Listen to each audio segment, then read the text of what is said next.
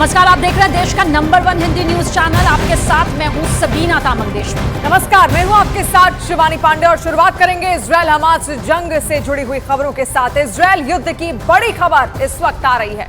Iran ने Israel को लेकर अमेरिका को बड़ी धमकी दी है। ईरान ने कहा कि अगर अमेरिका ने इजरायल को नहीं रोका तो वो पूरे इलाके में कब्र खोद डालेगा।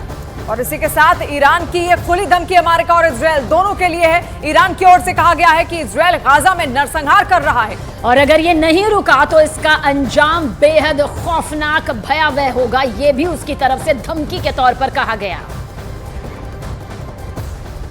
तो ईरान ने यहां पर बड़ी धमकी दी है। ईरान इस पूरी जंग में अब कूद पड़ा है और वो साथ दे रहा है हमास का। उसका जो आतंकी संगठन है हिजबुल्लाह भी किस तरीके से साथ दे रहा है वो भी हम सबने देखा। लेकिन अब ईरान ने पश्चिमी एशिया में कब्र खोदने की धमकी यहां दी है। और ईरान की इस धमकी के पीछे सीधी और साफ वजह है। कल रात हुआ इजरायल का ऑपरेशन, जिसमें इजरायल ने गाजा की सीमा लांघकर ऑपरेशन किया। इजरायल युद्ध में यह पहली बार है जब ईरान ने खुलकर इस जंग में खुद को एक पार्टी बताया है। ईरान ने खुले तौर पर ऐलान किया है कि अगर इस क्षेत्र में अमेरिका ने इजरायल को नहीं रोका तो वो पूरे इलाके में कब्र खोद देगा। ये खुली धमकी ईरानियन रिवॉल्यूशनरी गार्ड के कमांडर की ओर से इजरायल और अमेरिका दोनों को दी गई है। इससे पहले लेबनान में एक्टिव हिजबुल्लाह के नेता और हमास के नेताओं के बीच बैठक हुई थी।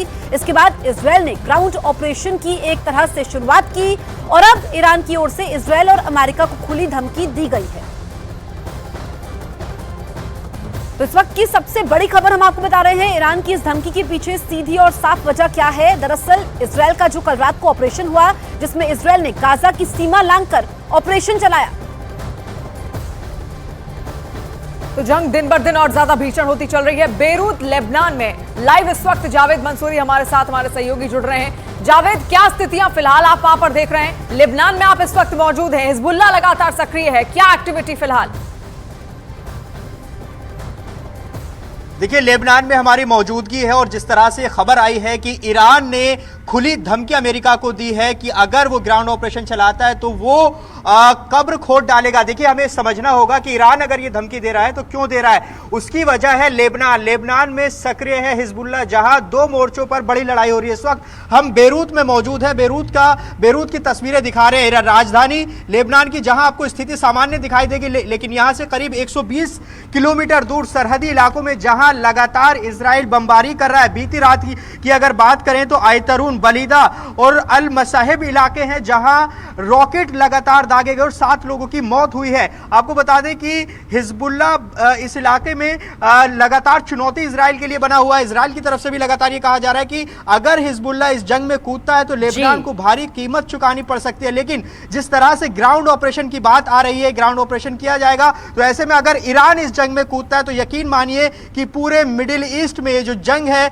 ये और बढ़ेगी। करीब 20 दिन से जो हम देख रहे हैं हमास और इजराइल की जंग, इसमें और बढ़ने की आशंका है, क्योंकि लगातार लेबनान की तरफ से भी चुनौती मिल रही है। क्योंकि इजराइल को नॉर्थ इजराइल मजबूत रखना है, क्योंकि जो लेबनान का दक्षिणी हिस्सा है वहां पर हिजबुल्लाह लगातार एक्टिव है। और देखिए, जिस इलाके में हम अभी घूम रहे हैं ये पूरा इलाका हिजबुल्लाह के कंट्रोल में आता है। तो ऐसे में लगातार जो मीटिंग भी हो रही है हमास के नेताओं की और हिजबुल्लाह के नेताओं की, कल एक बैठक भी हुई है जिसमें आगे की रणनीति पर चर्चा हुई है। क्योंकि लगातार जिस तरीके से बमबारी गाजा में हो रही है उसके बाद लगातार जो स्थिति है वो अभी ठीक होने का नाम नहीं ले रही है। तो ऐसे में हिजबुल्लाह और हमास दो बड़ी चुनौती है। इजराइल को दो मोर्चों पर इस पूरे जंग को आगे बढ़ना होगा, क्योंकि ग्राउंड इन्वेजन लगातार इजराइल पर ये सवाल उठ रहे थे कि आखिर अंदर कब घुसेगा। लेकिन अब अंदर जब पहला ग्राउंड इन्वेजन हुआ है तो ईरान की तरफ से आप देखिए किस तरह से धमकी आई है। ऐसे में अगले कई दिन बहुत लौटेंगे आपके पास जावेद। तो हमारे सहयोगी जावेद पूरी तस्वीर के साथ आगे बढ़ रहे हैं। करीब 120 किलोमीटर की दूरी वहां पर उन्होंने बताई। शुक्रिया जावेद।